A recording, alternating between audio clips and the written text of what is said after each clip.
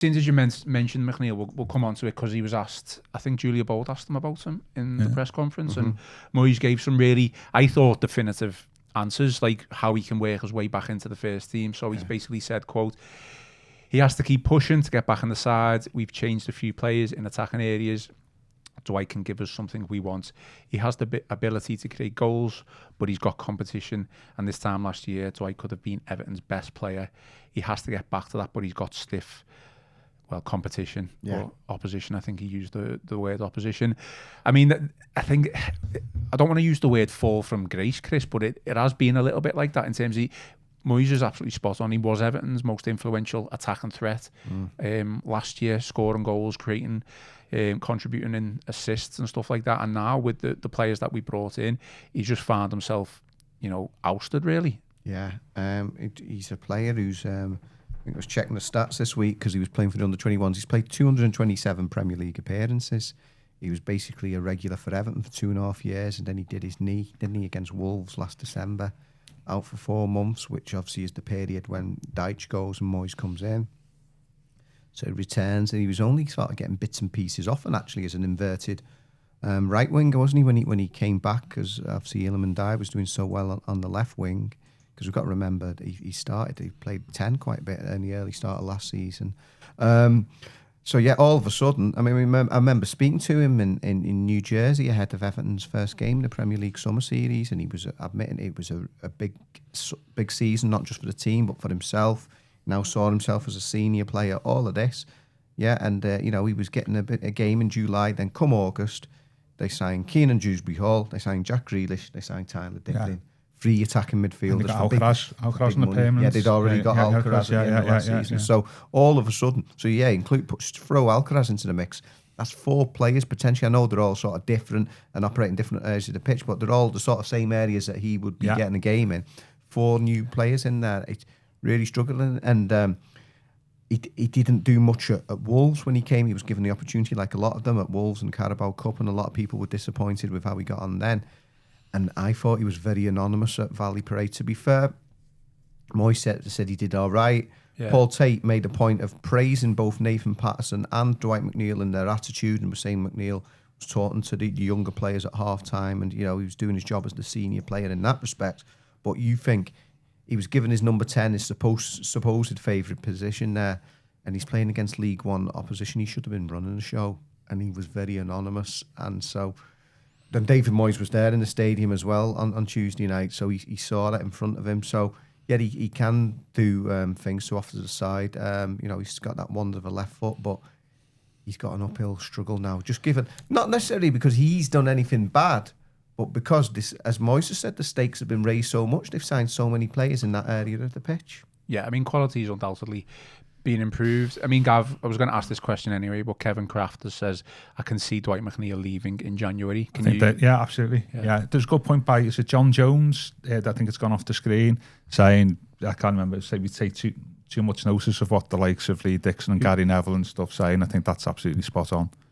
I mean, we should be talking, I don't want to talk about Bickford, carry on, but we should be celebrating his England career all that this week. His stats have been great, signing a new contract, and the discourse has been about comment Lee Dixon has mentioned on the television. That's why people get annoyed, don't really. But I think that's right. Yeah. There's a lot more positive to talk about Jordan this week than has been done. I think McNeil would be looking maybe to ship him out. He looks like a player. Said this, like he's on the outside looking in at the moment. And I think when you have that look as a player, that normally means that it's time for you to go now. He's 25, I say, he's Premier League experience. He's obviously got a bit of quality.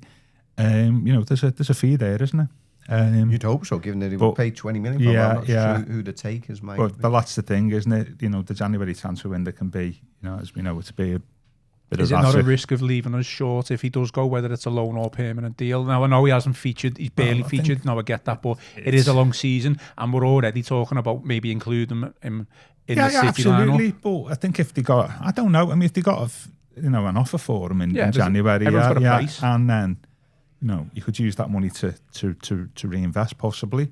I know this PSR's been mentioned, hasn't it, in the comments? But But yeah, I think it's out of the 6 we got, and they're looking for those 3 places. He's the one who's the most vulnerable, isn't he? Yeah, I mean, he's the 6th in line, isn't he? At the moment, and he's not really doing himself any favours to move up that table about who should play behind the striker. And I know he came, it was when Lampard was still there, but so before Dyche. But, obviously Dyche was the one who brought him through at Burnley, and the fact that Dyche has gone now, Moyes is bringing his own players now. Yeah, I'm not saying it's the end of the road, but, it would be no surprise at all for me if either in January or next summer he moves on. James Graham says, McNeil is limited and we need a lot more from a player in that position. However, the Blues have said, I don't think it can be understated how much that injury last year affected McNeil. He's a shadow of what he used to be. I mean, I think, point. But you say he's a shadow of what he used to be. We haven't seen much of him. Yeah, but when you have seen him, he's looked off the pace completely, hasn't he? I just think we have got options there. I mean, the games you're talking about are obviously the Wolves game. Yeah, he's come on a couple of sub appearances, hasn't he? Has he? Yeah. That could be part. It's like a vicious cycle because you've not got the rhythm to be when you're regularly playing. So when you're coming in, I mean, Michael Ball talks about this a lot in his column, and when he's speaking to me for that, and you need a run of games to sort of play yourself back into form. But then when you're only getting bits and pieces, that's why I say it's like the vicious cycle, really. Of exactly. No Moyes as we do, because he's been manager there God knows how long. Does McNeil strike it as being a Moyes player? Well, not necessarily in terms of, I think he wants pace in those areas. Yeah, and work rate and all that type of stuff. Off the ball, he obviously doesn't do enough, does he? Off the ball, and that's what I'm thinking. That was a concern, sorry to interrupt, that was a concern even when he was playing well last year, because he was scoring goals and creating goals, but we were getting beat. Yeah, and, strange enough, in a Dyche team, you can probably get away with that because Dyche would set all the other players up to be, to be good off the ball, wouldn't he, really? But with Moyes, is a different beast entirely. And I'm just wondering, consequently, he's a little bit vulnerable, isn't he? Because I'm not sure he's a Moyes type of player. I still question you might laugh at this, but actually question of where his best position is on a football pitch, because I don't think he's a natural number 10 if you're going to play him in there. And even with being so left-footed, someone who can cross the ball in and have a shot, he's not a modern day winger with pace. Yeah, he's like an old-fashioned winger where, back in the 80s, 90s, you would just whip the ball into your big towering centre forward, and he would probably get loads more assists. And he hasn't got that. Yeah, I mean that's what I was saying about wing back. Yeah, City, but I'm not sure that would work because you've got wing backs, you've got to be up and down the pitch, so I don't think that would work either. Thinking about it, he's just in a vulnerable position at the moment for a number of reasons. His injury, what Moyes wants from his players, the other people that, as Chris was saying, that are being brought in, and on that basis, as I say, he's an outsider looking in, isn't he? And it's been a perfect storm in a bad way for him, absolutely. Really. So many different elements of absolutely. I mean, he scored some cracking goals, Chris. Oh, yeah. I mean, I think that's my argument. Yeah. Okay, we know his game as a whole is kind of limited, but there's been plenty of opportunities this season where we've been getting beaten. You think, can you throw him on? I guess you're not going to bring him on in place of Jack Grealish. I get that, but don't want to harp back onto the Leeds game, but we're getting beat 1-0 and Moyes has only used two subs. Throw McNeil on. What's the worst that could happen? Try and get him to play into form, into a bit of momentum. Yeah. He ended up getting beat. He didn't use him. Might have got beat anyway, even if McNeil did come on. But I mean, like, he can be an attacking threat with those goals that he scored. Yeah, the old paintbrush, isn't it? It's called the left peg, wasn't it? And unfortunately, I think there's not much in the pot at the moment. But in terms of, it was spoken today actually about substitution having an impact because Moyes was asked about that. I mean, I've read somewhere during the week they might even be suggesting going up to 6 substitutes. I mean, it's what the big clubs want, isn't it? Yeah, again, with the greater resources. Sorry, you retweeted something, didn't you? I seen that. You said something at some point. It's nonsense because it's obviously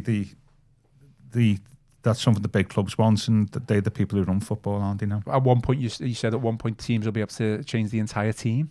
Well, yeah, that's where it's going, isn't it? Yeah, well, it's a bit of a balancing act, isn't it? Because at the moment you've got 5, so you can effectively change half your outfield now. So when you go to a point where you can change more players than you have at the start, when there's more players on at the end of the game than there was at the start, that's a bit of a tip into the balance there. Yeah.